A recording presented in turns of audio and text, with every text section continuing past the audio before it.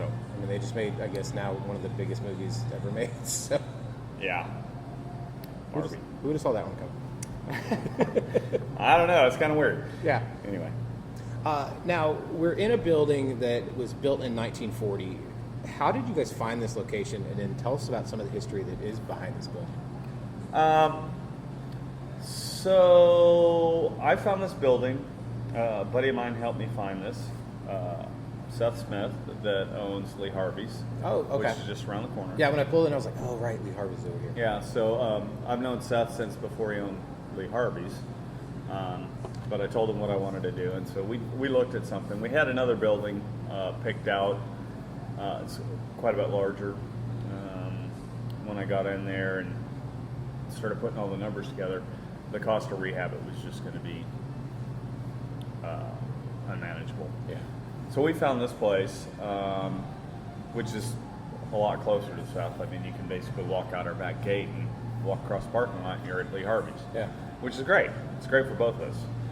In fact, we went in together to create that parking lot that's behind us. Oh, okay. Yeah, I parked over there. So that's how we found it. When I got in here, it had been vacant for roughly 2 years. Okay. People were living here before that. It was a rental space. It was very, Interesting. very bohemian. Makes sense. But it was interesting. This room that we're sitting in now was divided into 4 different rooms. Wow. The rooms didn't go all the way to the ceiling that's in here now. Right. In the whole negotiation process, the landlord tore out the walls, which I was going to do because I wanted it open like this. The large window that's behind you was actually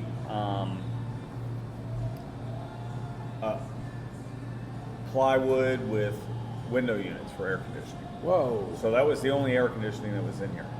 These 2 units that are in here now, I put those in. But the landlord tore out the walls and put that window in. And then everything else I've done. So, but yeah, so this was built in, from what I can tell, 1940. Okay. There's a big shed that's on the back, the Yes. metal building. Notice that. I believe the shed was here before the brick building was. Really? Just in doing our construction, because I was the general contractor for this. Oh, okay. So stuff that I tore out, it's like, it just kind of makes sense. It's like, well, there's a window here. Why would there be a window here? And then I was looking at the back side of this brick where it's real close to the shed building. Right. And it's not, the mortar's not clean. Oh. Which means they built this building as close to the shed as they could, but the shed was here first. Right. So, you know, and the shed floor is all cobblestone. Now, someday I'd like to rehab that and move the brewery back there and turn the kitchen into a full kitchen. But we'll see how all that works out, because that's going to take quite a bit of money to, you know, because it's extremely hot out there. Being all metal, it's hotter in there than it is outside. Yeah, I can imagine. So, So you have your own personal sauna, basically. yeah.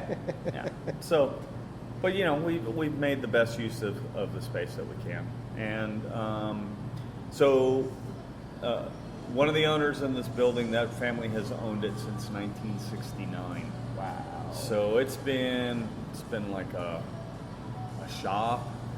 I can see places where there was a big drive-up garage door. Right. And, you know, there's interesting stuff that's painted on the walls, and you know, we've got these numbers, these series of numbers on the walls, and you know, I'm not trying to cover it up. I just, you know, I really came through. I spent 2 months scraping these walls and scraping the paint off just to get this nice patinaed look. Yeah. But it gives a nice character to it, and it's some history. And you know, when we put the banners up on the side of the building, you know, one says Cedar's Brew Pub, and then the other one says craft beer. Well, I wanted to do it in that old warehouse style, Of so it course. just kind of embraces what we're dealing with. Yeah. You have to embrace the history of the place you're Oh, in. absolutely. Yeah. And I love this kind of stuff. I've got friends. We have a music lab, aka open mic, Okay. that comes in here every Thursday, and it's pretty boomy in here. It's not near as boomy as it was when we first opened. We've got paintings and stuff and rugs on the floor that help soak up that, but they keep telling me that I need to put some stuff up in the ceiling, and it's like, no, I really like the look of the rafters. That looks cool, so we'll have to do something else. Yeah, they got to figure something else out themselves. But yeah, I mean, I think we got a nice, warm, rustic feel here. And, without a doubt. We're just trying to create a neighborhood pub where people can come in, hang out, and everybody knows everything. Yeah, exactly. Now, I think that's what breweries should be in general. Yeah. But, also brew pubs as well should be the same thing. But, I mean, I saw that you have not only mead, but cider and wine for, I imagine, the people that aren't big beer people, but they're hanging out with big beer people, or they're coming here for the food and they wanted something else to drink. Correct. Was that the thought process the whole time, or was that something you kind of Oh, just absolutely. thought about later? Okay. Yeah. I was going to do the ciders and meats, and I was going to brew the ciders and meats, but I can't do that legally. I can't do that Legally, as a brew unfortunately, pub. yeah. If I was a manufacturer, I could do it, but as a brew pub, I cannot. So we have outside brewers for that, and we also have Dublin sodas. Oh, nice. Okay. So we have cola, root beer, their vanilla cream, and their ginger ale. There you go. And then we just started carrying Topo Chicos as well. Very popular. So, but I really wanted to get the Dublin sodas in because my whole mantra has always been local independent. Yeah, there you go. So now, local is within Texas. Of course, yeah. So, I mean, with the breweries, I try to stay in the DFW area, but sometimes I got to reach out, and it's as long as they're independent, I'm all good with it. Yeah. So we really just want to support all the small businesses and craftsmen that are out there and bring them in. And I mean, in the Metroplex here, there's over 80, so it's very easy to. I say it's easy, but some of them are unfortunately under the big three beer umbrella, but a lot of them are now. I think they're not kicking them out, but they're allowing the contracts to lapse because I just don't think that the big three know what to do when it comes to craft beer. Like you genuinely, let's say you're coming into this market and you want to buy. Okay, we'll use Four Corners for example. The Four Corners is a prime example, just around the corner. So they, no pun intended, they got under the big umbrella, and then now they're out of the umbrella. Mm-hmm. But they didn't know what to do. Like the big beer people didn't know what to do with them when they're under their umbrella. Like they took out, I'm not exactly sure cost effective wise how much it was to change the can to where back to a normal can as opposed to taking the entire top off like it used to be. But they just kind of changed them all. The recipe didn't change that much, we noticed, unlike somebody else who claim it's the exact same recipe, but it's not. But they got out of the big umbrella again, and so I think they're going to start thriving again because of the fact that when you have that many brands, you can't, not everyone's going to be your first one, not everyone's going to be your top one. Like, No. You're going to have some that get lost in the shuffle, and that's exactly, I think, what happened here. Yeah, I agree. The big brands, they're all about branding and marketing, and that's not what craft beer is. No. Craft beer is about flavor. Yeah. Flavor and what's your goal in life? Yeah. And it's like, make good beer. Make good beer and have people enjoy it. That should be the goal for any brewer, really. Absolutely. Yeah. But if that's not it, what is? True. I mean, I can understand some of the. All right, so you have this dream, you make it into a business, and then 5-6 years down the line, Mr. Big Beer comes to your front door and said, "Here's a check for, we'll say, $37 million." You're gonna say no? Like, it's a huge thing, and then you kind of gotta decide on your own, and then some people are going to shit on you for it. Some people are completely understand, and then wait for that non-compete to end, and then go start up your own thing again. I'm probably 10 years ago that was a viable solution. Right. I don't think Big Beer's already made a run at it, and they failed. Yeah, they dropped the ball. They failed. I don't think Big Beer's going to come knocking on my door. Another little guy that wants to do something comes knocking on my door. We might be able to work out a deal. Sure, I'll sell when the opportunity is right.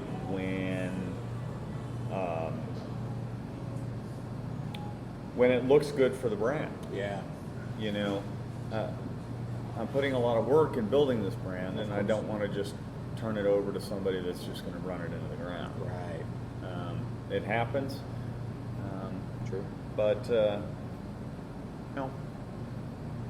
right now I'm just making great beer and having a good time. I mean, I'm working very hard. Yeah. I'm working harder, getting paid less. But it's all yours. But it's all mine, and it's fun to be able to see the little pieces grow. Like, just a few months ago we started canning, and to look over at that cooler and see a bunch of cans with my label on it, it's just kind of like, oh my God. What world am I living in? Yeah. It's like, when did this happen? But it's all good. It's just these little steps and these little victories. It's very awesome. Yeah. Now, I'm looking over, and you don't have a big setup, which is not a bad thing, because then you're even more hands-on and you can try different things, I feel like. Now, when it comes to a smaller set, this is obviously much bigger than what you were brewing on, but how is the process going of brewing in a quote-unquote small space like this? Well,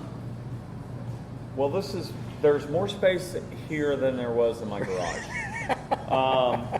Although the brew house that I'm brewing on, I was brewing on in my garage. Wow. Which is a 1-barrel system. Right. So I'm double batching to fill these 4-barrel fermenters up halfway. Jeez. So now our top seller, which is our Munich Helles, we brewed 2 days in a row to get a full 4 barrels out of it. Right. Which is great. Yeah. And periodically we will do that. Eventually we will switch that system out for a 4-barrel system. Okay. But,